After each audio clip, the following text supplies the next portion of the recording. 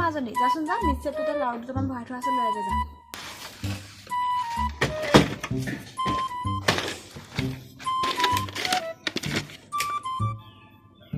মায়ে দুটাতকৈ খাব নিদিব মই এটাই ইয়াতে খাই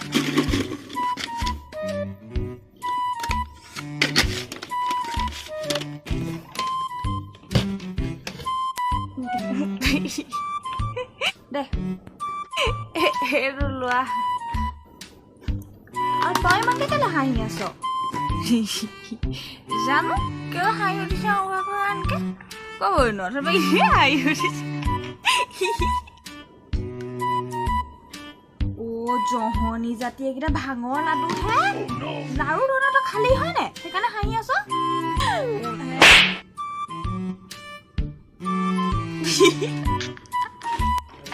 হৰি হৰি সেই শিৱৰাত্ৰিতে মই এটা লুকুৱাই থোৱা হেৰৌ তই এইকেইটাৰ পৰা চিন নাপাওঁ নে যা যা থৈ আগে যা দিয়া থৈ আহিছো বাপে দেখিলে তোকো দিব মোকো দিব বুজিলি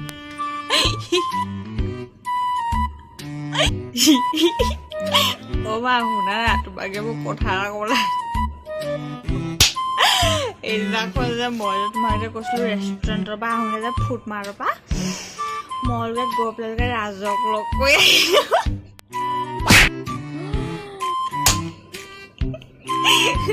সি ৰখি আছিলে তাতে তুমি গমেই নাপালা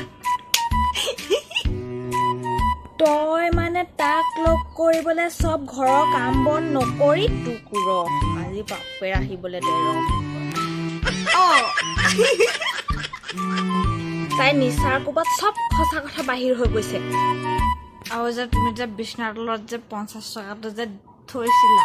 সেইটো মই লৈ গৈছিলো আৰু ভাইটি দেখিলে পৰচাই দিলো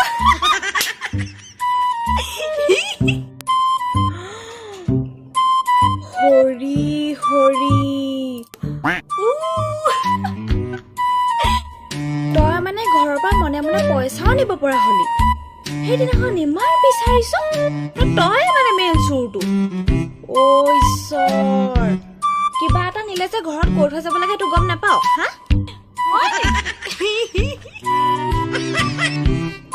কুকুৰৰ সাজি পিঠি চাল চিঙিছো মইতো দিম দিমে বাপেৰেও